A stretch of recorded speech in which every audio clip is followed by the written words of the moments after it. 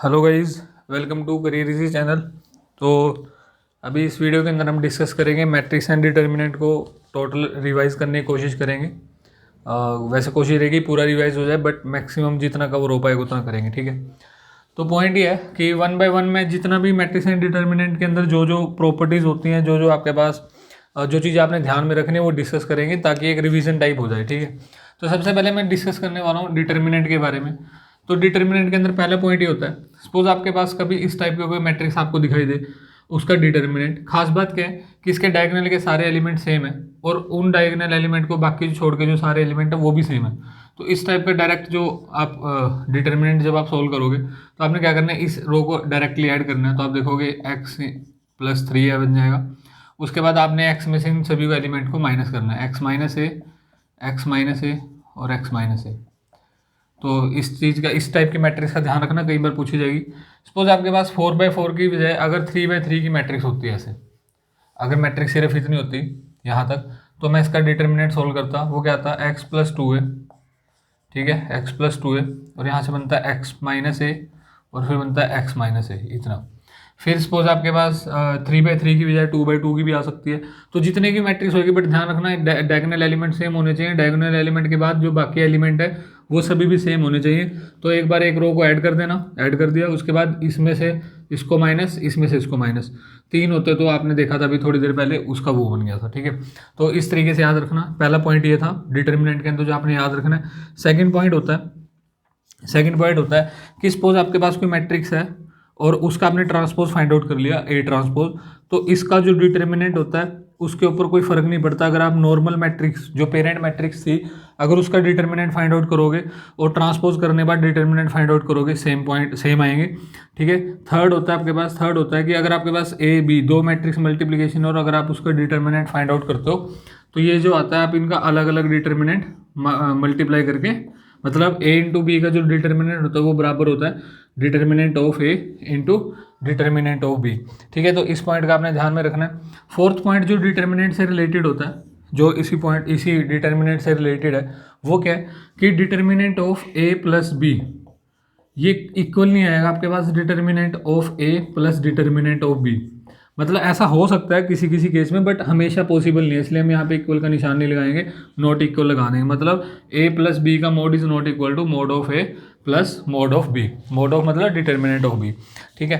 तो फिफ्थ आपके पास पॉइंट है, सपोज आपके पास कोई स्क्यू सिमेट्रिक मैट्रिक्स है, आपने सुना होगा स्क्यू सिमेट्रिक, ठीक है। स्क्यू सिमेट्रिक मैट्रिक्स है। तो स्क्यू सिमेट्रिक मैट्रिक्स की आपको खास बात पता है कि अगर मैं ए का ट्रांसपोज करता हूँ तो वो माइनस ऑफ ए के बराबर आ जाता है। अगर मैं ए का ट्रांसपोज करूँगा तो वो माइनस ऑफ ए के बराबर आ जाएगा। ऐसी मैट्रिक्स को हम बोलते हैं स्क्यू सिमेट्रिक मैट्रिक्स। तो इसकी डिटर्मिनेंट के बारे में खास चीज़ें क्या है, इसके डिटर्मिनेंट, तो स्क्यू सिमेट्रिक मैट्रिक्स है सपोज ए, तो इसका जो डिटर्मिनेंट होता है वो आपके पास 0 आएगा अगर इस ए मैट्रिक्स का जो ऑर्डर है वो अगर वो ओड में है। इफ ऑर्डर इज ऑड मतलब जैसे 3/3 या फिर 5/5, ठीक है, ऐसा। तो अगर ऑड ऑर्डर की मैट्रिक्स है और स्क्यू सिमेट्रिक है, ध्यान में रखना ये मैट्रिक्स कैसी है, स्क्यू सिमेट्रिक। तो अगर ये मैट्रिक्स स्क्यू सिमेट्रिक है, ठीक है, और उसका आप डिटर्मिनेंट निकालोगे तो आंसर जो आएगा हमेशा 0 आएगा। और अगर इसका जो ऑर्डर है अगर वो इवन है, ऑर्डर इज इवन, सपोज आपके पास 4x4 या फिर 2x2 है, तो ये हमेशा एक परफेक्ट स्क्वायर आंसर आएगा, परफेक्ट स्क्वायर, ठीक है। तो ध्यान में रखना परफेक्ट स्क्वायर आंसर आएगा। सपोज आपके पास कोई मैट्रिक्स एज एन एग्जांपल मान लो ये मैट्रिक्स आपके पास ऐसे दे रखा है 2 -3 4, ठीक है। तो यहाँ पे क्या आ जाएगा 3 - 4, यहाँ पे 1 है सपोज, और यहाँ पे 5, तो यहाँ -5, यहाँ पे सॉरी ये स्क्यू सिमेट्रिक मैट्रिक्स के एलिमेंट 0 होते हैं, ये भी आपको पता होगा। तो अगर आप इसका डिटर्मिनेंट निकालने जाओगे ना, तो आप पहले एक चीज़ नोटिस करो, ये स्क्यू सिमेट्रिक मैट्रिक्स है, अगर आप इसका डिटर्मिनेंट फाइंड आउट करोगे तो बिना चेकिंग आप इसका सीधा आंसर 0 डाल देना, क्योंकि ये स्क्यू सिमेट्रिक मैट्रिक्स है जिसका ऑर्डर ओड है। तो ओड ऑर्डर की अगर कोई मैट्रिक्स है स्क्यू सिमेट्रिक है, उसका डिटर्मिनेंट हमेशा कितना आता है, 0 आता है। और अगर अगर मैट्रिक्स आप परफेक्ट मतलब इवन की होती, सपोज इतना पार्ट होता, तो आप देख रहे हो ये इवन बन गया। तो इसका अगर आप डिटर्मिनेंट निकालोगे तो कितना आंसर आएगा, इसका डिटर्मिनेंट आएगा 9, और आपको पता 9 एक परफेक्ट स्क्वायर होता है। तो ये डन हुआ आपको डिटर्मिनेंट के बारे में। तो ये कौन सी मैट्रिक्स थी, स्क्यू सिमेट्री मैट्रिक्स। एक होते हैं आपके पास ऑर्थोगोनल मैट्रिक्स, ऑर्थोगोनल मैट्रिक्स, ठीक है। तो पहले मैं आपको बताता हूँ ऑर्थोगोनल मैट्रिक्स क्या होती है।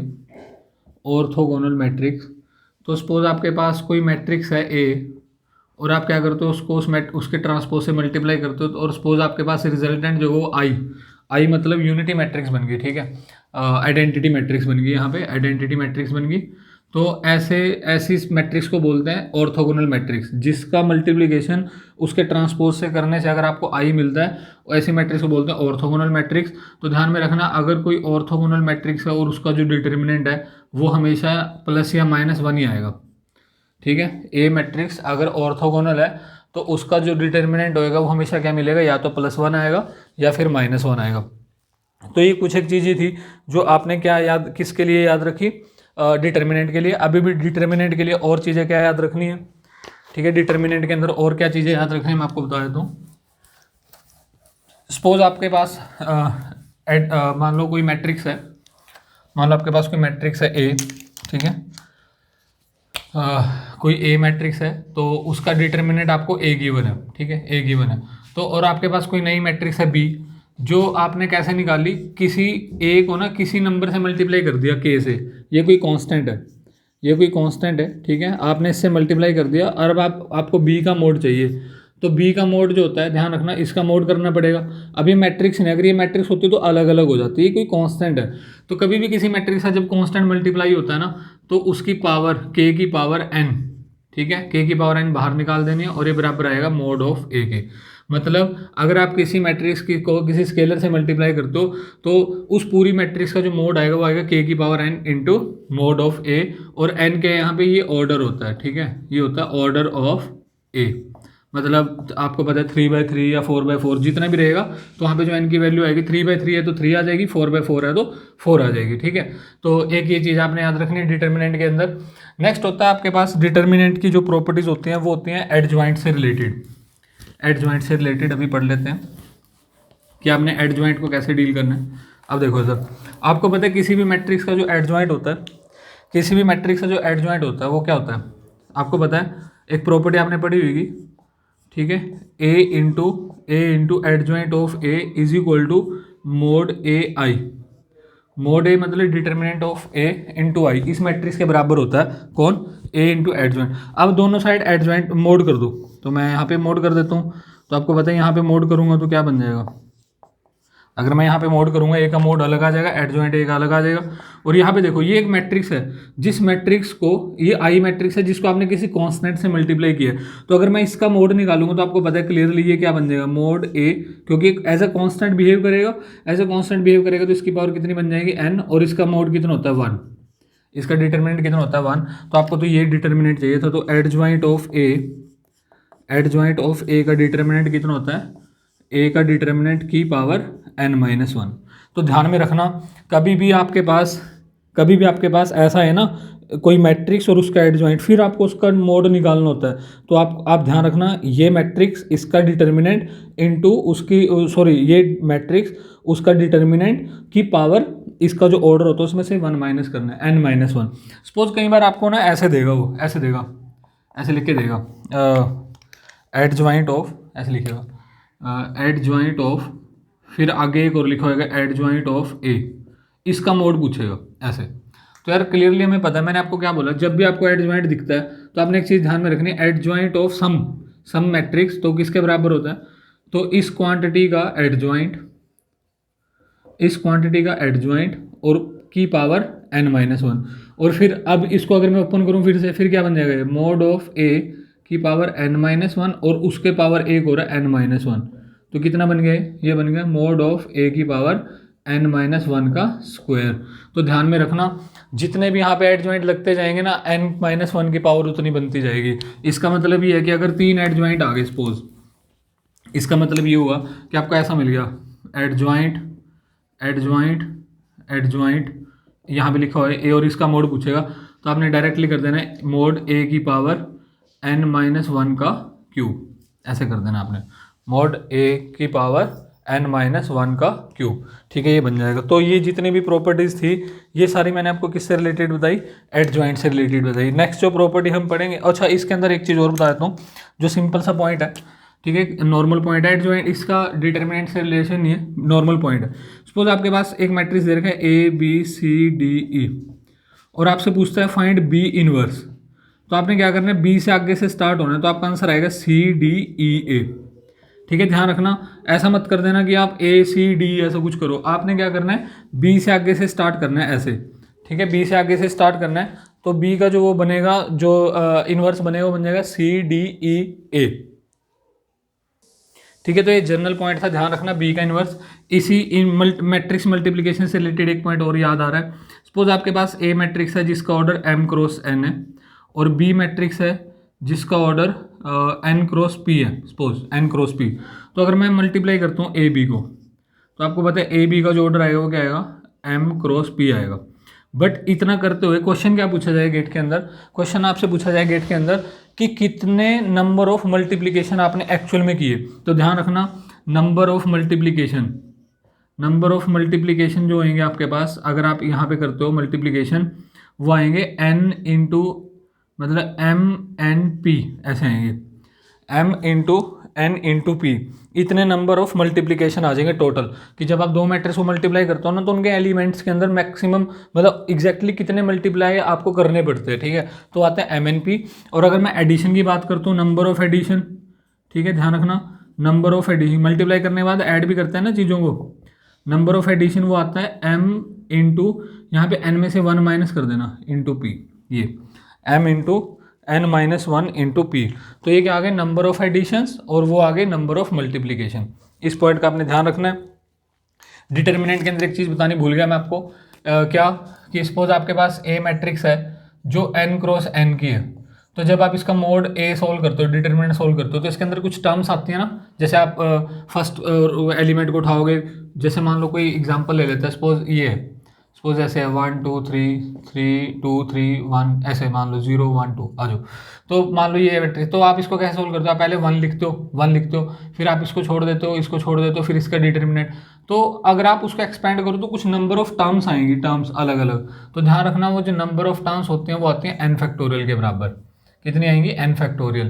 तो n क्या है यहाँ पे, ऑर्डर। तो सपोज आपके पास 3 क्रॉस 3 है, तो अगर आपके पास 3 क्रॉस 3 का कोई डिटर्मिनेंट है, 3 क्रॉस 3 का अगर कोई मैट्रिक्स है, उसका डिटर्मिनेंट जब आप सोल्व करोगे तो उसके अंदर कितनी टर्म्स बनेंगी, 3 फैक्टोरियल, मतलब 6 टर्म्स बनेंगी।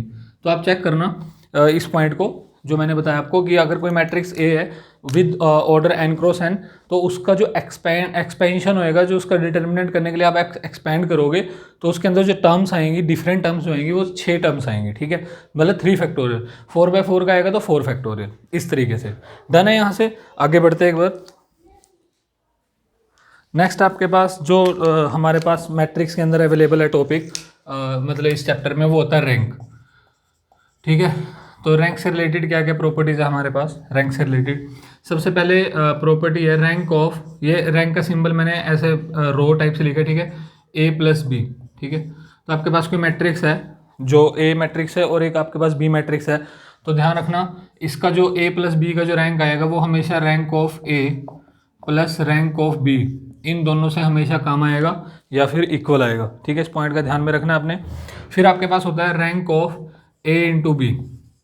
सपोज आपके पास दो मैट्रिक्स मल्टीप्लाई, तो इनका जो रैंक आएगा, ए बी का जो रैंक होएगा, वो होएगा लेस देन इक्वल टू, हमेशा मिनिमम ऑफ, ठीक है, ध्यान रखना, minimum of rank of A comma rank of B. इसका मतलब समझ रहे हो कि ए और बी का अगर आप इंडिविजुअल रैंक देखोगे ना, उसमें जो कम आएगी, जो लोअर वैल्यू आएगी, उससे भी कम आएगा ए और बी का ये रैंक, ठीक है। लेकिन ये तब है अगर ए और बी स्क्वायर मैट्रिक्स नहीं है, अगर ए और बी स्क्वायर मैट्रिक्स नहीं है, नॉट स्क्वायर मैट्रिक्स, ठीक है, नॉट स्क्वायर। तो सपोज अगर स्क्वायर आ गई तो रूल ऐसे हो जाएगा, अगर ये स्क्वायर मैट्रिक्स हैं, ए और बी स्क्वायर मैट्रिक्स हैं, तो आपके पास rank of A B should always be greater than equal to rank of A plus rank of B minus N. N क्या है यहाँ पे, अब आपको पता है दो स्क्वायर मैट्रिक्स तो तभी मल्टीप्लाई हो पाएंगे अगर उनका ऑर्डर सेम रहेगा, है ना, 2/2 या 3/3 सभी का, इसका भी 3/3। तो n क्रॉस n ऑर्डर मान लोगे। तो अगर a और b, अब यहाँ पे a और b कैसी हैं, स्क्वायर मैट्रिक्स हैं, तो अगर आपके पास ए और बी स्क्वायर मैट्रिसेस हैं, ठीक है, अगर ए और बी स्क्वायर मैट्रिसेस हैं तो उनका जो रैंक आएगा मल्टीप्लिकेशन वो हमेशा बड़ा आएगा या इक्वल आएगा किससे, rank of A plus rank of B minus N. N क्या है यहाँ पे, इनका order, square matrix with order N, with order N cross N, ठीक है, एन क्रॉस एन उनका क्या रहेगा, ऑर्डर रहेगा। फिर कई बार आपसे क्वेश्चन पूछ लेता है ऐसे कि rank of A minus B के ऊपर, तो ध्यान रखना आपने rank of A minus B ये हमेशा बड़ा होता है रैंक ऑफ ए, ठीक है, rank of A minus rank of B. जैसे यहाँ पे आप देख रहे हो rank of A plus B हमेशा छोटा या इक्वल था किससे, rank of A plus rank of B. अगर यहाँ पे नेगेटिव आएगा तो सिंबल को चेंज कर देना बस, ये लेस देन वाला जो सिंबल है ये क्या बन जाएगा आपके पास, ग्रेटर देन इक्वल टू बन जाएगा। नेक्स्ट रैंक के अंदर क्या गेम पूछता है आपसे, क्या क्वेश्चन पूछा जाता है, ऐसे सपोज आपके पास ए मैट्रिक्स है, ठीक है, और इसका जो रैंक एन क्रॉस एन की कोई मैट्रिक्स है, ठीक है, ये मैट्रिक्स की उसमें लिख देना, ए एन क्रॉस एन की कोई मैट्रिक्स है और इसका जो रैंक है आपके पास सपोज वो एन दे रखा है। कोई मैट्रिक्स है ए जिसका ऑर्डर है एन क्रॉस एन और उसका जो रैंक है वो एन है। तो अगर आप इसके एडजॉइंट की बात करोगे, एडजॉइंट की, तो एडजॉइंट ऑफ ए का जो रैंक आएगा, एडजॉइंट ऑफ ए का जो रैंक आएगा वो भी एन ही आएगा, ठीक है, ध्यान रखना। अगर ए का रैंक एन है तो एडजॉइंट ऑफ ए का रैंक भी कितना आएगा, एन आएगा। लेकिन सपोज आपके पास इसका रैंक जो है वो एन, रैंक ऑफ ए वो एन माइनस वन है, ठीक है, एन माइनस वन का मतलब है कि इसके अंदर एक रो पूरी जीरो बन गई होगी या एक कॉलम जीरो बन गया होगा, ठीक है, तो एन माइनस वन बची पीछे जो नॉन जीरो है, तो एडजॉइंट के अंदर उल्टा हो जाएगा। तो एडजॉइंट ऑफ ए का जो रैंक आएगा वो सिर्फ वन आएगा, वो सिर्फ कितना आएगा, वन। इसका मतलब समझ रहे हो कि एडजॉइंट ऑफ ए के अंदर सिर्फ एक ही रो बचेगी जो जीरो नहीं बनेगी, बाकी सारी रोज जीरो बन जाएंगी। फिर इसी के अंदर सपोज इसका जो रैंक है, रैंक ऑफ ए मान लो एन माइनस टू बन गया, एन माइनस टू, तो इसका मतलब ये है कि एडजॉइंट ऑफ ए का जो रैंक आएगा वो जीरो आ जाएगा। इसका मतलब एडजॉइंट ऑफ ए के अंदर कोई भी रो नॉन जीरो नहीं बचेगी, सारा। इसका मतलब ये भी बोल सकते हो आप कि adjoint of A zero matrix बन जाएगी, सारे एलिमेंट जीरो बनेंगे क्योंकि उसका रैंक कितना बन रहा है, जीरो बन रहा है। तो इस पॉइंट को ध्यान में रखना। मैं रिपीट कर देता हूँ, रैंक ऑफ ए अगर एन है तो एडजॉइंट का रैंक भी सेम आएगा। अगर इसका रैंक एक कम हो गया तो एडजॉइंट ऑफ ए का रैंक सिर्फ वन बचेगा। उसके बाद अगर इसका रैंक एन माइनस टू बनता है, और एन ध्यान रखना ऑर्डर है, ठीक है, एन क्रॉस एन, और अगर आपके पास ए का रैंक एन माइनस टू है तो adjoint of A zero matrix बनेगा, उसका कोई रैंक नहीं आएगा, जीरो रैंक आएगा, ठीक है, ये चीज़ आपको क्लियर होगी। नेक्स्ट जो हमारे पास प्रॉपर्टीज़ हैं, वो आइगन वैल्यूज़ वगैरह से रिलेट रहेंगी, तो हम उसके ऊपर आते हैं, टॉपिक के ऊपर। तो नेक्स्ट जो हमारे पास मैट्रिक्स एंड डिटर्मिनेंट के अंदर जो प्रॉपर्टीज़ होते हैं वो होते हैं आइगन वैल्यूज़, ठीक है, आइगन वैल्यूज से रिलेटेड।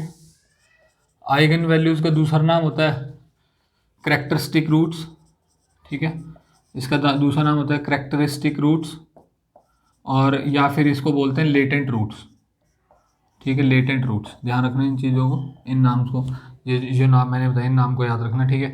तो सपोज आपके पास कोई मैट्रिक्स है और आप ए माइनस लैम्डा आई का mod is equal to zero put कर देते हो, फिर वहाँ से आपको लैम्डा की डिफरेंट वैल्यू मिलती है, उनको हम बोलते हैं आइगन वैल्यूज़, ठीक है, उनको क्या बोलते हैं हम लोग, आइगन वैल्यूज़। या फिर जब आप इसको सोल्व करते हो तो लैम्डा की फॉर्म में एक इक्वेशन बनती है, जिसको आप लोग बोलते हो करैक्टरिस्टिक इक्वेशन, ठीक है, जिसको हम क्या बोलते हैं, करैक्टरिस्टिक इक्वेशन बोलते हैं। फिर करैक्टरिस्टिक इक्वेशन को जीरो के इक्वल पुट करके लैम्डा की वैल्यू निकालोगे तो उनको आइगन वैल्यूज या फिर करैक्टरिस्टिक रूट्स या फिर लेटेंट रूट बोलते हैं, ठीक है। अब पॉइंट ये है कि एक ट्रिक होती है आपके पास, सपोज आपके पास कोई ए मैट्रिक्स है, ए मैट्रिक्स कुछ दे रखी है 3/3 की, सपोज 3/3 की, तो इसकी करैक्टरिस्टिक इक्वेशन की डायरेक्ट आपके पास एक प्रॉपर्टी होती है, मतलब डायरेक्ट आप कैसे फाइंड आउट कर सकते हो, ऐसे लिखना आपने lambda cube minus lambda square times trace, ठीक है, minus lambda square time trace plus lambda times sum of minus of diagonal element, ठीक है। डायगोनल एलिमेंट जो रहेंगे उनका क्या करना है आपने, माइनर निकाल के सबका सम कर देना है, lambda times minus mod of A is equal to zero. तो आपके पास ये डायरेक्ट ट्रिक होती है किसको, करैक्टरिस्टिक इक्वेशन लिखने की। नहीं तो आप नॉर्मली क्या करना, ए में से लैम्डा आई माइनस करना, फिर उसका डिटर्मिनेंट सोल्व करना, बट वो टाइम कंज्यूमिंग प्रोसेस होता है। बट पॉइंट ये है कि यहाँ पे ट्रेस क्या है, ट्रेस होता है सम ऑफ डायगोनल एलिमेंट। क्या होता है, सम ऑफ डायगोनल एलिमेंट। जो आपके पास डायगोनल, इसकी पूरी वीडियो आइगन वैल्यूज के ऊपर अलग से मैंने वीडियो बनाई हुई है, चेक कर लेना, ठीक है।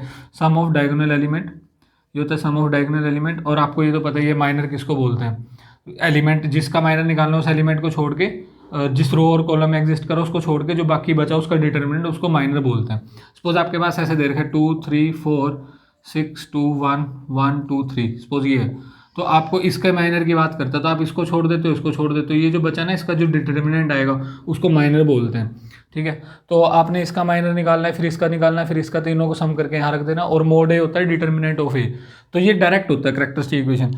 फिर यहाँ से आपके पास लैम्डा की डिफरेंट डिफरेंट वैल्यूज आएंगी। तो सपोज आपके पास 3 वैल्यू आ गई, लैम्डा 1 लैम्डा 2 लैम्डा 3। आपने क्या किया, इनका एक सेट बना दिया, लैम्डा 1 लैम्डा 2 लैम्डा 3 का आपने क्या किया, एक सेट बना दिया। इस सेट को बोलते हैं spectrum, this is called spectrum. ठीक है, और इसके अंदर, इनके अंदर जो मैक्सिमम वैल्यू, मतलब maximum of spectrum, maximum of spectrum कुछ तो वैल्यू रहेगी ना मैक्सिमम, तो मैक्सिमम ऑफ स्पेक्ट्रम को बोलते हैं स्पेक्ट्रल रेडियस, स्पेक्ट्रल रेडियस। तो हो सकता है आपसे एक पूरा वो लिख के दे दे, मैट्रिक्स बना के दे दे और बोलेगा फाइंड द स्पेक्ट्रल रेडियस। तो आपने क्या करना है, लैम्डा आएंगे जितने भी आएंगे 3 4 जितने भी, उनके अंदर जो मैक्सिमम वैल्यू रहेगी that is called spectral radius. और अगर आप उनको इकट्ठा करके एक सेट लिख दोगे, एक सेट में लिख दोगे, उसको बोलते हैं स्पेक्ट्रम। ठीक है, तो स्पेक्ट्रम आपको समझ में आ गया। मैक्सिमम स्पेक्ट्रम के अंदर जो मैक्सिमम लैम्डा की वैल्यू रहेगी वो क्या रहेगा, स्पेक्ट्रल रेडियस रहेगा। अब बात कर लेते हैं इसके प्रॉपर्टीज़ की। अगर आप इसको ध्यान से देखो, अगर आप इसको ध्यान से देखो, यहाँ से जो वैल्यूज़ आएंगी वो लैम्डा की वैल्यूज़ आएंगी। ठीक है, लैम्डा की वैल्यूज़ आएंगी, लैम्डा 1 लैम्डा 2 लैम्डा 3, 3 वैल्यूज़ आएंगी यहाँ से। ठीक है, यहाँ से 3 वैल्यूज़ आएंगी। तो आपने एक प्रॉपर्टी पढ़ी होगी, एक प्रॉपर्टी पढ़ी होगी। सपोज आपके पास एक इक्वेशन है ऐसे, lambda cube plus B lambda square plus C lambda plus D is equal to 0, और यहाँ पे कोफिशिएंट 1 ही रखा है। मैंने वैसे ए रख सकता था मैं, बट मैंने 1 ही रखा। तो अगर मैं इसके 3 रूट्स, आपको ने एक प्रॉपर्टी पढ़ी होगी कि जो सम ऑफ रूट्स होता है, मतलब सम ऑफ लैम्डा आई, जो रूट्स आएंगे वो क्या आएगा, माइनस बी बाय जो इस माइनस बी, मतलब इसका जो कोफिशिएंट है लैम्डा स्क्वायर का वो उसका नेगेटिव डिवाइड बाई ये, तो यहाँ पे तो 1 ही है। तो सिंपली मैं क्या लिख रहा हूँ, तो सिंपली आप अगर आप ध्यान से देखो कि यहाँ पे ट्रेस जो है, ठीक है, आपने पहले क्या करना है, लैम्डा स्क्वायर का जो कोफिशिएंट है उसका नेगेटिव करना है। तो अगर मैं यहाँ पे माइनस और इसका माइनस करूँगा तो प्लस बन जाएगा। इसका मतलब जो ट्रेस होता है ना, ट्रेस जो डायगोनल एलिमेंट का सम है वही आपके पास आइगन वैल्यूज़ के जो आइगन वैल्यूज़ आएंगे उनके सम के बराबर होता है। तो आप इसको इससे कंपेयर कर सकते हो। और दूसरा क्या है, अगर मैं 2 मल्टीप्लाई करके लिखता हूँ, लैम्डा 1 लैम्डा 2 या लैम्डा आई लैम्डा जे, ठीक है, और I is not equal to जे।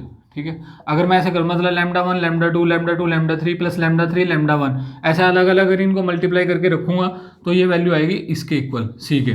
इसका मतलब क्या हुआ, अगर इसका मतलब ये हुआ कि जो sum of minor of diagonal element है ना, वो 2 मल्टीप्लाई करके ऐड करने के बाद जो आंसर आएगा ना वो इसी के बराबर आएगा। सपोज आपके पास लैम्डा 1 लैम्डा 2 लैम्डा 3 3 वैल्यूज आ गई, तो ये जो आएगा ना, ये क्वांटिटी जो आएगी वो क्या आएगी, lambda 1 lambda 2 lambda 1 lambda 3 plus lambda 2 lambda 3, इसके बराबर आएगी। फाइनली आपके पास कौन है यहाँ पे डिटर्मिनेंट। और अगर आप यहाँ पे ध्यान से देखो तो अल्फा बीटा गामा, सॉरी यहाँ पे क्या वैल्यू माननी है, लैम्डा 1 लैम्डा 2 लैम्डा 3, अगर आप तीनों को मल्टीप्लाई करोगे प्रोडक्ट ऑफ रूट वो किसके इक्वल आ जाएगा, माइनस डी। और यहाँ पे डी किसके, यहाँ पे इसका मतलब ये जो एलिमेंट होएगा उसको नेगेटिव करो, तो यहाँ पे जो एलिमेंट है माइनस ए है, तो इसको उल्टा करोगे तो क्या बनेगा, मोड ए बन जाएगा। इसका मतलब मोड ए जो होता है डिटर्मिनेंट वो लैम्डा 1 लैम्डा 2 लैम्डा 3 के इक्वल होता है। तो फाइनली हमने क्या क्या प्रॉपर्टीज़ पढ़ ली हैं, समराइज कर देता हूँ कि आपके पास सम ऑफ आइगन वैल्यूज़ वो ट्रेस के बराबर होता है। 2 अलग अलग आइगन वैल्यू को मल्टीप्लाई करके सभी को ऐड करोगे तो वो इसके sum of minor of diagonal element के बराबर होता है। और अगर आपने तीनों आइगन वैल्यूज़ को मल्टीप्लाई कर दिया तो वो डिटर्मिनेंट ऑफ ए के बराबर होता है। तो ये प्रॉपर्टीज़ ध्यान में रखना।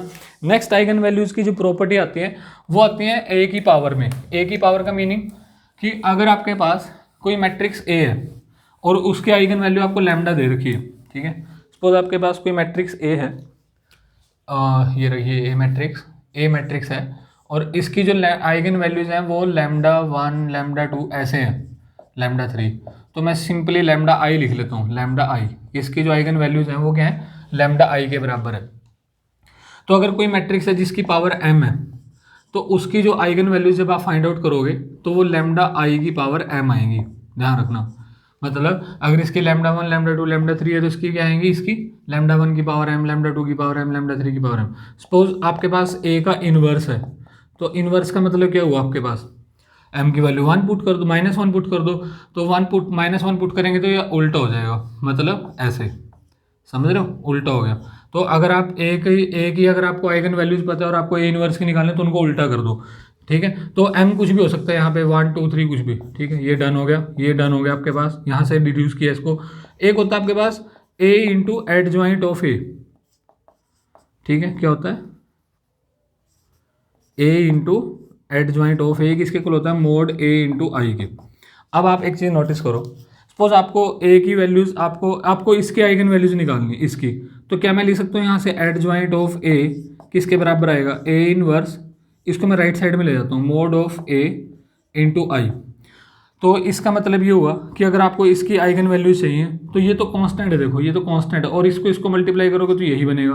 तो इसका मतलब ये है कि इसकी जो आइगन वैल्यूज आएंगी लैम्डा आएंगे, वो किसके इक्वल आएगा, मतलब लैम्डा ऑफ एडजॉइंट ऑफ ए किसके बराबर होता है mode of A determinant of A divide by lambda. क्योंकि इसका पता आपको, अगर आपको इसका मतलब पता है क्या है कि ए की जो आपके पास आइगन वैल्यूज हैं उसको उल्टा करना है। तो क्योंकि आपको अभी मैंने बताया ना ए इनवर्स की जो आइगन वैल्यूज होती हैं वो ए की जो आइगन वैल्यूज होती है उसको उल्टा होता है। तो सिंपल सी बात है, एडजॉइंट ऑफ ए की जो आइगन वैल्यूज आएंगी वो 1/a लैम्डा इंटू डिटर्मिनेंट के बराबर आएंगी, ठीक है। तो आपके पास लैम्डा 1 लैम्डा 2 लैम्डा 3 सपोज इसकी आइगन वैल्यूज थी, तो एडजॉइंट ए की कितनी आ जाएगी mode A divide by lambda 1 mode A divide by lambda 2 mode A divide by lambda 3। यहाँ तक डन हुआ। उसके बाद और क्या कर सकते हैं, हाँ सपोज आपके पास कुछ स्पेक्ट्रल है, स्पेक्ट्रल लिख दिया मैंने, स्पेक्ट्रम सॉरी, यहाँ पे लिखा मैंने lambda 1 lambda 2 lambda 3 and so on, जितनी भी इसके आइगन वैल्यूज थी। तो आप देखोगे कई बार ना कोई वैल्यू रिपीट कर जाती है, जैसे लैम्डा 1 मान लो 5 है तो 5 यहाँ पे रिपीट कर गया, हो सकता है एक बार और रिपीट करे। तो एक आइगन वैल्यू मैक्सिमम कितनी बार रिपीट करती है उसको बोलते हैं एल्जेब्रिक मल्टीप्लिसिटी। उसको क्या बोलते हैं एल्जेब्रिक मल्टीप्लिसिटी, ध्यान में रखना एल्जेब्रिक मल्टीप्लिसिटी, ठीक है। तो आप ध्यान रखना कि अगर एक आइगन वैल्यू बार बार रिपीट कर रही है तो वो मैक्सिमम कितनी बार रिपीट कर रही है उसको बोलते हैं मैक्सिमम कितनी बार। तो सपोज 3 बार रिपीट करेगी तो उसकी एल्जेब्रिक मल्टीप्लिसिटी क्या आ जाएगी 3 आ जाएगी, ठीक है। यहाँ तक डन है। फिर आइगन वैल्यूज़ के बाद हम स्विच करते हैं अपने यहाँ, अच्छा आइगन वैल्यूज़ का एक और पॉइंट है आपके पास जो मैं भूल गया, आइगन वैल्यूज़ का एक पॉइंट और क्या है, सपोज आपके पास कोई सिमेट्रिक मैट्रिक्स है, कैसी सिमेट्रिक। तो अगर आपके पास सिमेट्रिक मैट्रिक्स है, सिमेट्रिक मैट्रिक्स, और आपने क्या किया इसकी आइगन वैल्यूज निकाली, तो इसकी जो आइगन वैल्यूज आएंगी ऑल रियल, सारे के सारे रियल आएंगी, ध्यान रखना सारे के सारे रियल आएंगे। लेकिन यहीं पे अगर ये मैट्रिक्स स्क्यू सिमेट्रिक होती, स्क्यू सिमेट्रिक, तो स्क्यू सिमेट्रिक में ध्यान रखना लैम्डा आई की वैल्यू या तो 0 आएंगी, ठीक है, क्या आएंगी या तो जीरोज आएंगी, या तो 0 या फिर, ठीक है, या तो 0 या फिर प्योरली इमेजिनरी, मतलब ऐसे 2j 3j ऐसे इमेजिनरी, देख लेंगे स्पेलिंग जो भी बन रहे हैं, ठीक है। तो पॉइंट ये, अगर स्क्यू सिमेट्रिक मैट्रिक्स होती है तो उसकी जो आइगन वैल्यूज होंगी या तो जीरो आएंगी, प्योर जीरो बनेगा, और या फिर प्योरली इमेजिनरी बनेगी, जैसे 4 आयोटा 3 आयोटा ऐसा, उसके अंदर कोई रियल पार्ट नहीं आएगा। तो ये आइगन वैल्यू से रिलेटेड बात होगी। अभी हम बात कर लेते हैं आपके पास किसकी, यहाँ से आइगन वैल्यूज के बाद हम बात कर लेते हैं आइगन वेक्टर की, ठीक है। नेक्स्ट हम बात करते हैं आइगन वेक्टर की।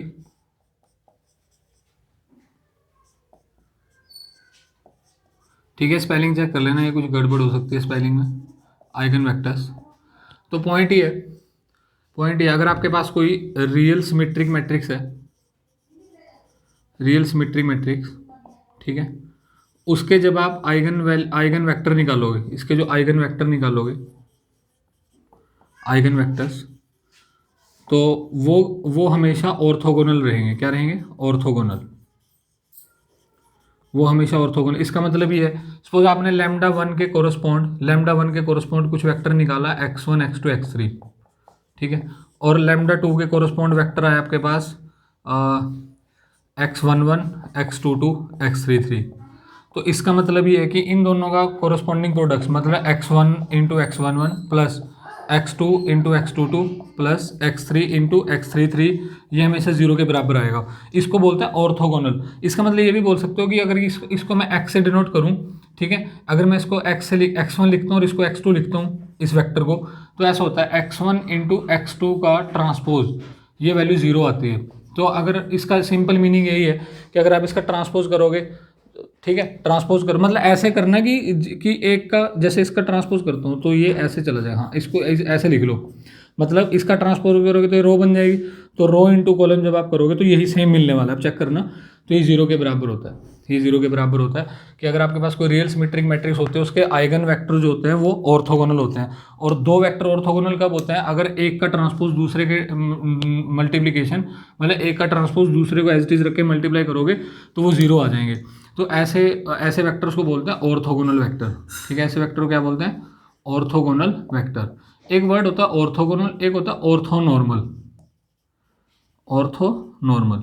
तो दोनों में क्या डिफरेंस है, जो ऑर्थोनॉर्मल वेक्टर है ना वो ऑर्थोगोनल तो होता ही होता है, उसके साथ साथ अगर आप मोड एक्स करोगे डिटर्मिनेंट मतलब उसकी वो वेक्टर है ना, अगर उसका मैग्नीट्यूड निकालोगे, अगर वो वैल्यू 1 आएगी, अगर वो वैल्यू क्या आएगी 1 आएगी, तो 1 भी है, ठीक है, दो वेक्टर हैं उनका मैग्नीट्यूड 1 भी है, और उनका जो प्रोडक्ट है ऐसे प्रोडक्ट करने पर अगर वैल्यू 0 मिल रही है तो ऑर्थोगोनल भी है और वो उनका मैग्नीट्यूड 1 भी है, ऐसे वेक्टर को बोलते हैं ऑर्थोनॉर्मल। फॉर एग्जांपल आपके पास x1 दे रखा है, मान लो 0 1, और अगर आपको x2 दे रखो 1 0।